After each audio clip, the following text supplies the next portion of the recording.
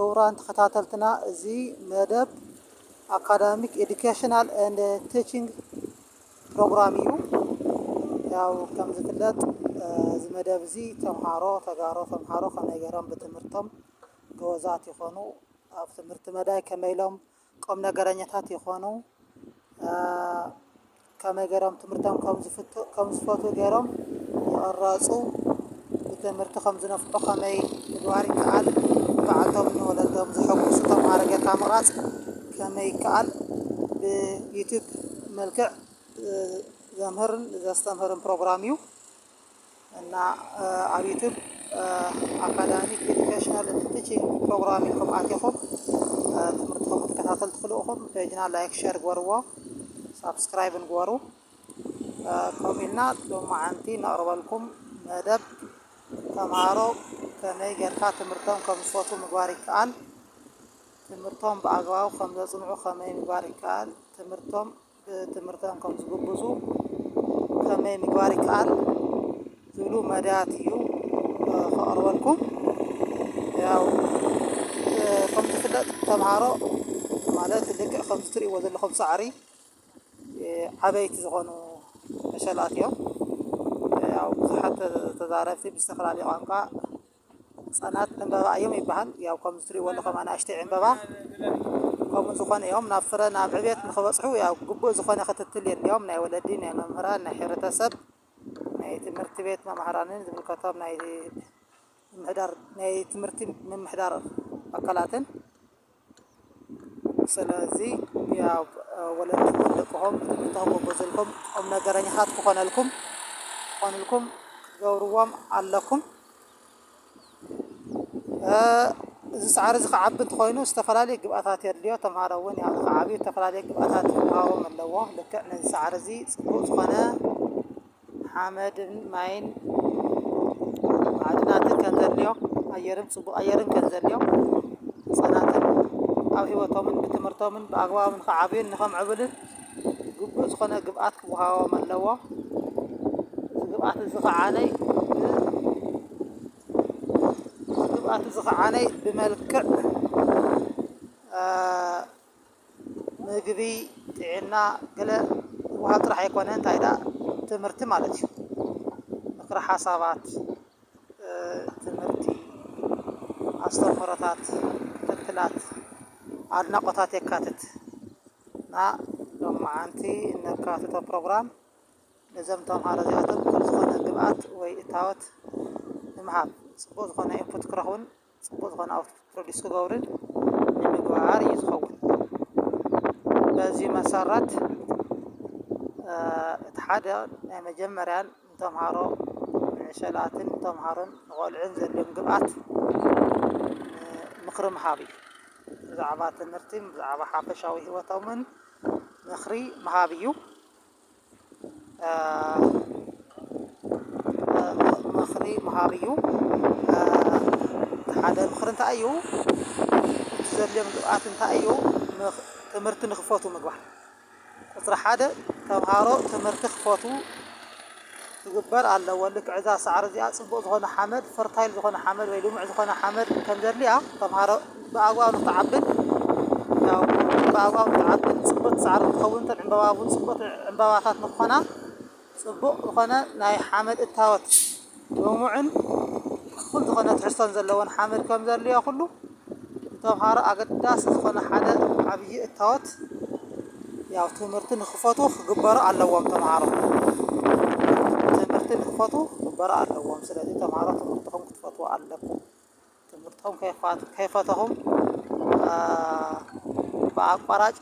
ዝተፈላለዩ መንገዲ ዘይክሓልፈልና እንታይ እቲ ንኣና ትምህርቲ ብዙሕ ትኩረት ንህበሉ ትምህርቲ ዝተምሃረ ሰብኣይ ክበፅሕ ርኢና እየና ገለገለ ዝበሃል ነገራት ከይሽውደኩም ትምህርቲ ጎቢዝካ እቲ ካሊእ ዓይነት ተጓዳኝ ዝኾኑ ዕቤታት ብምርካብ ይከኣል እዩ ትምህርቲ እቶም ካልኦት ሰባት ብዝተፈላለየ መንገዲ ዝበፅሕዎ ደረጃ ብርክን ምዕባለን ዕቤት ውፅኢትን ውፅኢታውነትን ጎቢዝካ እውን ይብፃሕ እዩ ዝበለፀ ዝኾነ ውሕስና ዘለዎ ዕቤት እንዲያው ብትምህርትካ ጎቢዝካ እንትትኸውን እንተሎ እዩ ምክንያቱ ብትምህርቲ ጎቢዝካ ያው እንተኸፍአ ኣብ ሕማቕ ኩነታት ክትወድቕ ስለዘይትኽእል ስለዚ ንመዓልትኹምን ቤተሰብኩምን ንከባቢኹምን ንዓድኹምን ብውፅኢቶምን ብውፅኢታውነቶምን ዝገብርዎ ኣበርክቶን ዝዓዘዙ ሰባት ወይ ዝበለፁ ሰባት ኮይንኩም ክትርከቡ እንትኮንኩም ብትምህርትኩም ክትጉብዙ ኣለኩም እና ኣብዚ ሕዚ እዋን ፅሬት ትምህርቲ የለን ወይ ተምሃሮ ሰብ ክሓልፈሉ ማእዘ ኢና ወይ ብቢዝነስ ሰብ ዝልወጥ እምበር ብዙሕ ዝተፈላለዩ መድሓርሓራይ ዝኾነ ዘረባ ወይ ንድሕሪት ብትምህርቲ ካብ ትምህርቲ ኣንፃር ድሕሪት ዝምልስ ዘረባ ወይ ናይ ትምህርቲ መድሓርሓራይ ዝኾነ ዘረባ ፀረ ትምህርቲ ዝኾነ ዘረባታት ሰሚዕኹም ትምህርትኹም ሸለል ክትብሉ የብልኹምን ትምህርትኹም ክትፈትዉ ኣለኩም ትምህርቲ ተፈቲኻዮ ምጉባዝ ኣይቀርም ተፈቲኻዮ ምጉባዝ ኣይቀርም ስለዚ ናይ ዝኾነ ይኹን ጉብዝና ቁፅሪ ሓደ መበገሲ ፍታዊ ዝኾነ ይኹን ነገር ተፈቲኻዮ ብጣዕሚ ኢኻ ጎበዝ ትኸውን መሰረት ንስኻትኩምን ያው ክትፈትውዎ ኣለኩም ዘይፈትኽዎ ነገር ንዕጎብዝ ተተኻልኩም እናተፃዕነኩም እናተገደድኩም ከቢድ እዩ ወለዲ እውን ቁፅሪ ሓደ ክትገብርዎ ዘለኹም ኣብ ደቅኹም እንታይ እዩ ያው ትምህርቶም ንክጉብዙ ያው ክተምህርዎም ክትኽእሉ ኣለኩም እዩ ክተምህርዎም ክትኽእሉ ኣለኩም እንታይ ትምህርቶም ንኽፈትዉ ዝተፈላለዩ ነገራትን ክሽወዱ የብሎምን ወይ ትኩረቶም ክስርቕ የብሎምን ናብ ትምህርቲ ክተዓነቓቕፉ የብሎምን ማለት እዩ ስለዚ ሓደ ዓብይ ዝኾነ እታወት ወይ ትርጉም ዘለዎ እታወት ብትምህርቲ ምጉባዝ ትምህርትኻ ምፍታው እዩ ትምህርትኻ እንተፈቲኻ ብኣግባቡ ተፅንዕ ክተፅንዕ እንተለኻ ታኺት ኣይስምዐካን ፅልኢት ኣይስምዐካን ከም ዘይትፈትዎ ዓይነት ስራሕ ትሰርሕ ዘለኻ እውን ኮይነ ይስምዐካን ደስ እናበለካ ፍልጠት ክትረክብ ኢልካ ብትምህርትኻ ዝሓሸ ሰብ ንክትኸውን ኢልካ ዝሓሸ ውፅኢት ክተመዝግብ ኢልካ እትገብሮ ስራሕ ስለ ዝኸውን እትገብሮ ዓውደ ኢንጌጅመንት ወይ ዓውደ ተሳትፎ ስለ ዝኸውን ካብኡ ምጉባዝኩም ኣይቀርን ማለት እዩ ስለዚ በትምህርቲ ምጉባዝ ብጣዕሚ ወሳኒ ነገር እዩ ማለት እዩ እዚ ተምሃሮ እውን ቁፅሪ ሓደ ክገብርዎ ዘለዉ ነገር እንታይ እዩ ትምህርቶም ክፈትዉ ኣለዎም ትምህርትኻ ተፈቲኻ ጎበዝ ምኽዋን ስለ ዝከኣል ስለዚ ናይ ሎማዓንቲ ናይ ዩቱብ ፕሮግራምና ብዛዕባ እንታይ እዩ ብዛዕባ ትምህርቲ ምጉባዝ እዩ ዝኾነ ኣሎ ማለት እዩ እዚ ተምሃሮ እውን ያው ሓደ ናይ መጀመርያን ፅቡቕ እታወት ክወስድዎ ዘለዎ ነገር እንታይ እዩ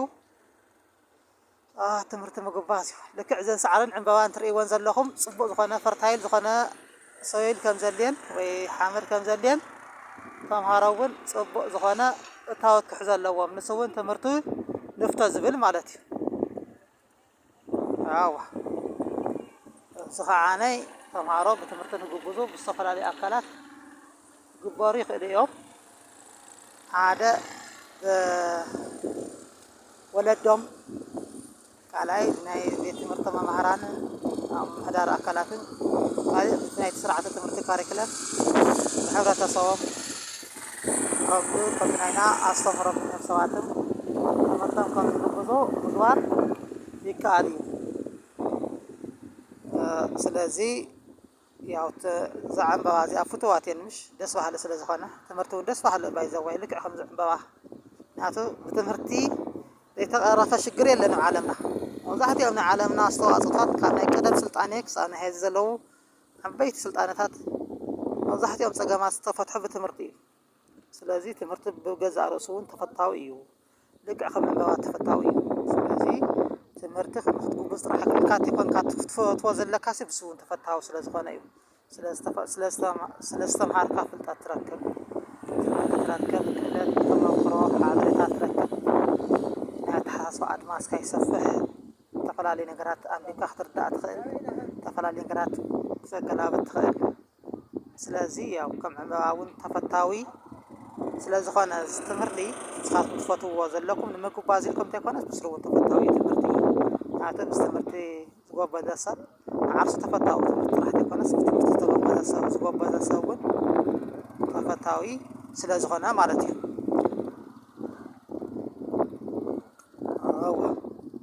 እና